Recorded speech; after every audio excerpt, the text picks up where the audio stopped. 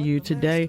This particular time of the year is when everybody's thinking about mustard greens and turnip greens and sweet potatoes and all of the things that we take for granted here in our world that come, for the most part, from the farmers right here in Mississippi. But guess what?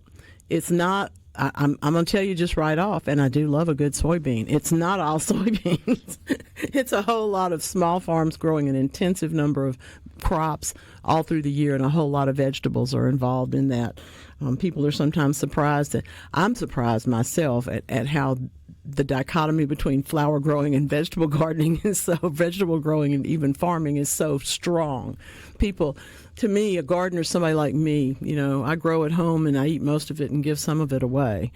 But a farmer's work is entirely different. A farmer's work is to make sure that the crop is right, the soil is right, everything goes on to the end, and that the harvest comes out, quite frankly, profitably, which is not always the easiest thing. My guests today, Dr. Bill Evans, thank you for being here, Bill. And I have to tell you something. I don't know that I've ever known a captain before from the Jackson Fire Department, but he's a two-hatted man. He's also the farmer. His name is John Martin. Thank you for being here.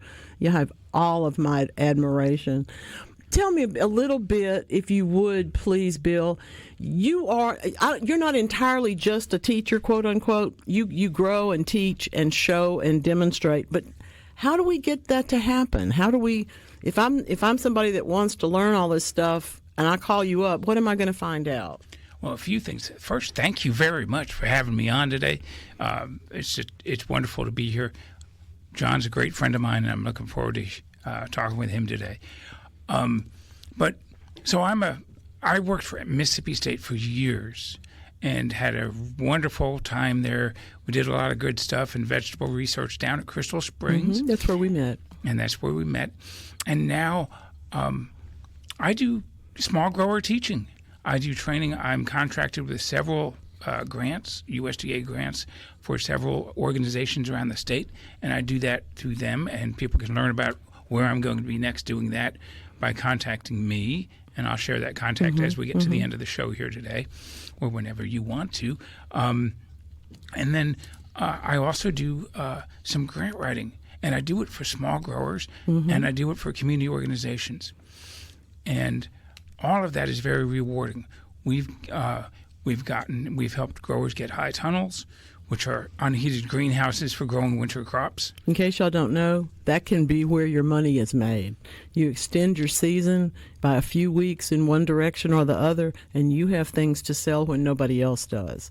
And until the advent of high tunnels, we didn't have that. It was basically, me out there with my PVC hoops trying to hold off the cold weather. Doesn't work nearly as well as these systems do. Yeah, a lot of the summer crops are finally going to be frosted out this weekend with the cold. But those that have high tunnels, they're going to be able to grow their tomatoes and stuff through Christmas. There will still be many, many more weeks. Yeah. So I think that's what really makes it exciting. And it does make more opportunities. We have always said in this part of the world that we can literally grow everything. You just have to mostly keep the things from growing that you don't want to grow. It's a great place to grow. Morning glory vine being one of the things that we'd fight a lot. But the whole notion of sustaining an area and being able to produce crops in it from year to year to year is what makes a small farm work. John, tell me, where is your farm? Yes, I'm growing out of Madison, Mississippi with my pops, Reverend Robert Cotton. Beautiful land up there. Yes, I'm an owner of Martin Family Farm, and so it's amazing. We're from field to fork, meeting the growing needs for healthy living is our motto. Where does most of your stuff get sold? Well, we have a few partnerships, and we're also looking for a few more partnerships with different restaurants and things like that. Good. We sell straight to consumer, of course, at farmers markets and things like that. And you could come up to Madison, Mississippi and take a look at our pharmacy we have and purchase you some greens, some collard greens, turnip and mustards, heck, even some firewood. See, we got you covered. Every farm is a multitask, that's every no small question farm about certainly that. Is, absolutely. Well, Bill, let me ask you this. How come this just doesn't get passed down from generation unto generation? That's a good question for me, because I come from people who were sharecroppers, and frankly, as soon as they could get out of it, they got out of it. They went to work for the railroad, and became then the next generation were teachers, and then there's me. So I know that's because it was such a hard life. But I also know that we have so many innovations now and so much technology and so many more markets that are closer. When people first grew tomatoes in Crystal Springs, they had to sell them in Chicago. You had to put them on a train. Absolutely. I mean, my goodness, we don't have to do that anymore. Right. No, there's plenty of demand here, isn't there? Yes. I'm glad to hear about restaurants. I always want restaurants that are going to, they talk about the whole thing, nose to tail and farm to table and all that kind of stuff. I just want to know that restaurant is buying the freshest thing they can get from somebody close by, because that's going to make for a better meal for me when I get to the restaurant, just like it will at home. Absolutely. You asked about the familial sustainability of the farm, the generational sustainability. It's a challenge for several reasons. One, it's hard work, and if you grow up and your dad or mom is dragging you out to pick the butter beans in July, that when you get to be a teenager, when it's time to consider doing it forever, and it gets to be, you have reservations about it. And let's face it, parents don't always encourage you to go into their business.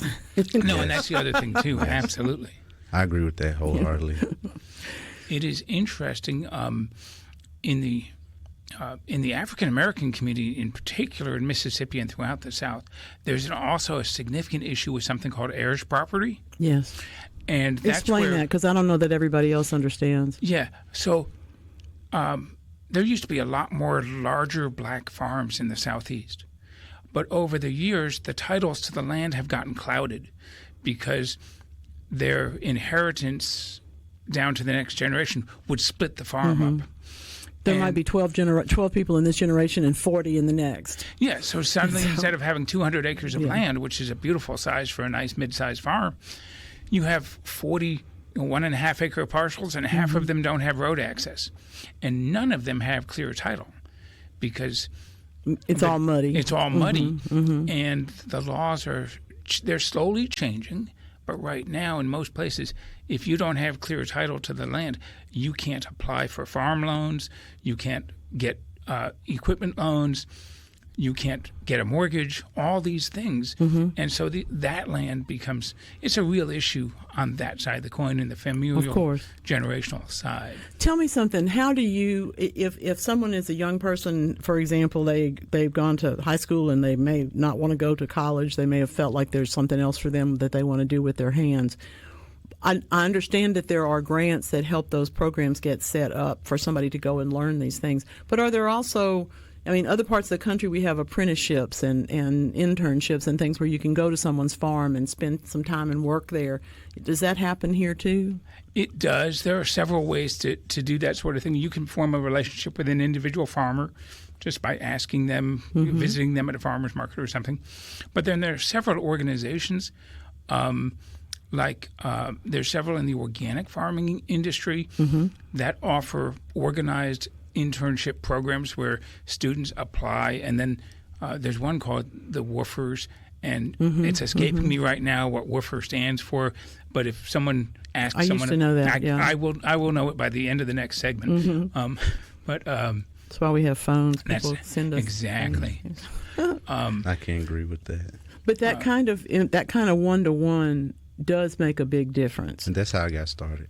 Okay. I got started with just mentorship, partnership, and just being friends with people like Dr. Bill Evans, Dr. Sidney Ayers Elliott, my pops, Reverend Robert Cotton.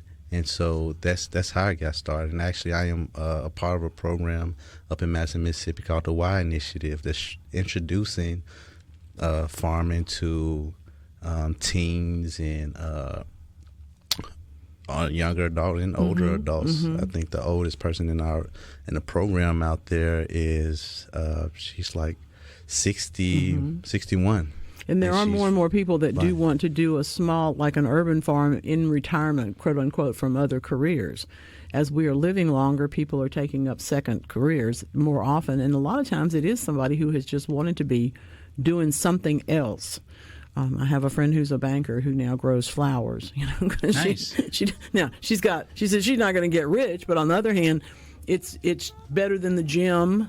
And she doesn't, like me, she has a farm number for her very small place because those programs have come along to allow us to do that. And that gives you access to the grants, that gives you access to people like Dr. Evans to teach you, and gives you access to meet folks like John Martin. Excuse me, I'm going to make you a doctorate before the day is over. Capt. That will be. My own captain. You know what? We got to step away for a moment. We're going to come back. We're going to talk a little bit more about, I want to talk about the NRCS, and I also want to talk about what do you grow? How do you get all that stuff planted? Where are we going with all this in the future? This is Good Things. Folks, I'm so happy to tell you that my guests this afternoon are Dr. Bill Evans and Captain John Martin. We are talking small farms. We are talking how to get into it, how to find it in yourself to do it, and also how to find some help in the resources that are available. We now know that it is worldwide opportunities on organic farms, which is why it is WOOF. Thank you, Rhino. That is one of the worst acronyms that I have ever heard. But anyway, they didn't ask but the me. woofers are great. They're great people. I've met them. I've met several over the years, but it's an odd choice anyway. But it is worldwide. That's one thing. I'll tell you that. So that's fun, though. We talk about these words, organic and sustainable, and all of these other pieces and parts of this whole puzzle that we're trying to put together. And what we're trying to do is grow good, healthy food so that people will live longer and healthier. Nobody faces a challenge like that like Mississippi, and I believe that is why there are so many programs that are trying to get us to understand more about, for example, the Y program to start with planter boxes and teenagers, and trying to get folks to gather that we actually can do this. We're not dependent on that drive-through, which sometimes I think we are, but I'm not. Not today. I'm not. Some days I am, but not today. Tell me how you recruit those kids, how y'all get them involved. And I know they're not all kids, there's some other folks too, but the common interest of wanting to grow food, you got to spread that word around some places. John, tell me about that. For sure. I think that it is very important to spread that word around. And as you mentioned in the previous segment, where is the disconnect from one generation to the next? And this program that I am a part of, the Y Initiative, that's just what their focus is on. So part of the reason is getting kids in the community and people that know about it, and that's where it's starting at, right? And so this is, I want to say don't quote me on this, I want to say it's the second year that they're doing this program, so it's really getting off the ground. It's really inspiring to see young people doing this, because that's where it started. The coaching and the training, hey, this is not just a bad thing. This is actually a wonderful thing. It's so freeing and liberating when you're out there in the soil, and it's more than just grunt work. It's so amazing. I'm so happy to hear you say that. To understand the soil and to understand what it takes to go from planting a seed to someone's fork, and exactly. Inspect the vegetables as you go along, so that you can minimize, some of the chemicals and stuff like that. Just last week, I was inspecting with Dr. Bill here, and we seen some aphids on our greens, so and some slug damage. So being out there and seeing what's going on, and it's just so amazing. It is that keeping an eye on it on a daily basis that can make a big difference, because our problems can get away from us in a big hurry. I'm a big fan of drones. I want that drone to show me every day what's going on, if it's at all possible, because it makes so much sense. And how did y'all address the aphids, Bill? Tell me about some of the cures and solutions that you bring. Well, for aphids, neem works really good, and with this, because the infestation wasn't the whole field, you can go and treat just a small area of the field. So further reducing, and you're talking about drones, that's going to be such a powerful technology going forward, because even for an organic farmer who might use vinegar as an herbicide, a strong vinegar as an herbicide. And yes, it does work, y'all. Oh, it works great. They'll be able to go, and the drone will be able to detect the difference between a lettuce plant or a tomato plant and the weed based on the color and the heat unit, and just spray that one little plant, saving so many resources and reducing the hand labor. It's amazing because labor is coming. Probably, in many places, the limiting factor. Not only finding it, but training people, because it's a very difficult job to do correctly. Absolutely. Talk to me about the NRCS, Bill. What the organization, Natural Resource Conservation, we're always talking about in this part of the country, the South particularly, we consider ourselves to be conservationists as well as preservationists of our lands, our waters. We're all pretty picky. And I think they really do encourage us to be that way. Yeah, a lot of your listeners are probably familiar, at least in wording, with Mississippi State University and Alcorn State University Extension, which is delivery of ag information from the university down to the growers and homeowners and things. USDA has service centers in almost every county in the country, including here in Hinds County, where I'm sitting right now. And that service center has a farm service agency and an NRCS office, or Natural Resources Conservation Service, as you said. And sometimes it has a couple of other USDA agencies in there. NRCS is charged with exactly what its name says, preserving and promoting resource conservation, mostly in agricultural lands, but in all lands throughout the country. So they have programs where growers can get support to implement conservation practices. There's so much information. You don't have to invent this wheel. You can get information about how things work and what doesn't work and what hasn't and what has. And they really do provide, I think, a database of info that anyone can use, particularly, for example, if you're a landowner and what you're trying to do is to put up a pollination row on the side of your property. You don't have to guess how to do it. There are programs to help you put that in. Exactly. And even if the year you don't qualify for the support. No, but the information is there. But the information is exactly. incredibly valuable. How to establish what species of flowers will promote larvae and what will promote adult pollinators.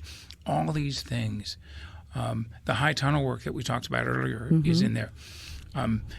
Micro irrigation and how to do how to conserve water on your farm is a big part of what they're doing. How to reduce erosion, which is a real problem in Mississippi with our alluvial soils here. When I came here as a horticulturist a number of years ago now, I was amazed, and actually when I came back to the South, that no one irrigates. And it struck me that we're missing well, I don't want to invest in that. Well, on the other hand, you're dependent on the sky. You have to think about these things, and particularly now that we're more conscious of how much water there is and where we put it and all those kinds of things.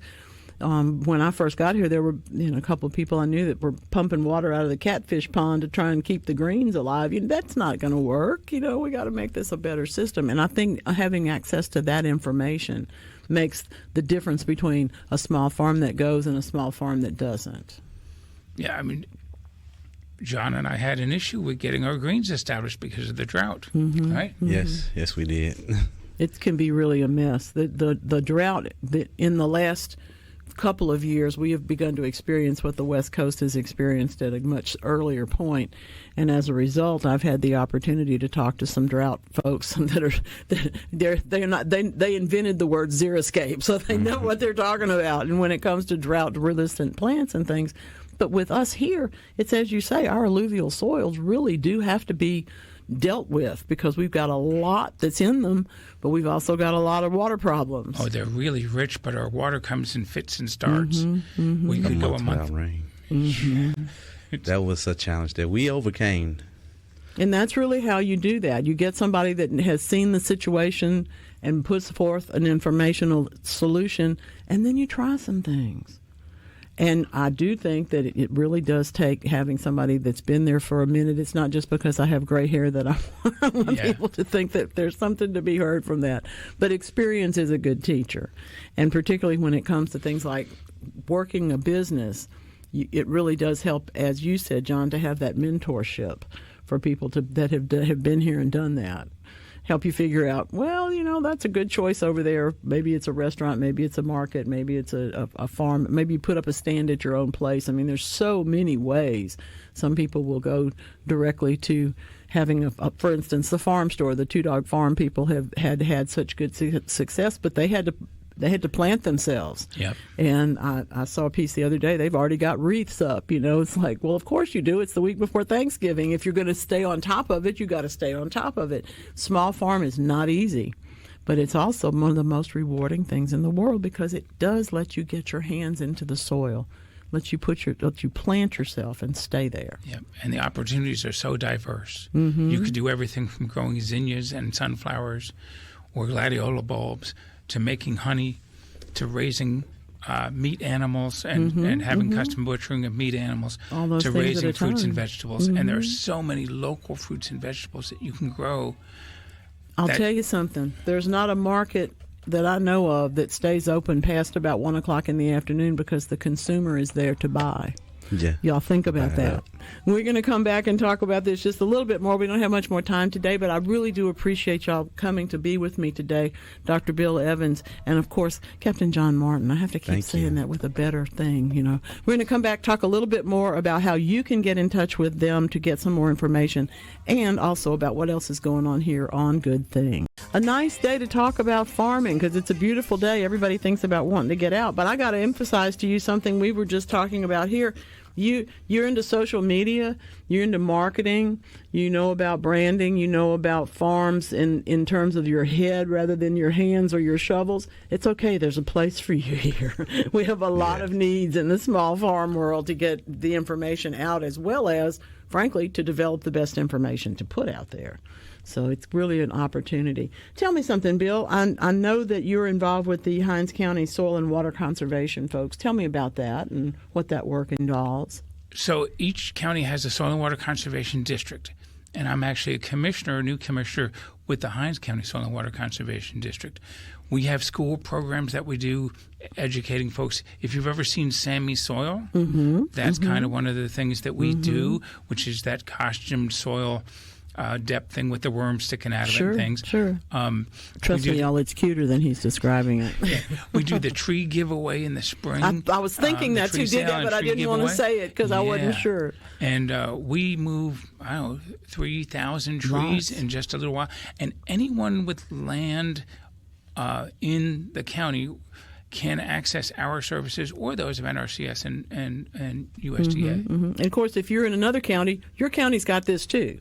So we're putting this word out here to hope that it will ripple through and let you know about these things. One more thing I wanted to grab before we go here today.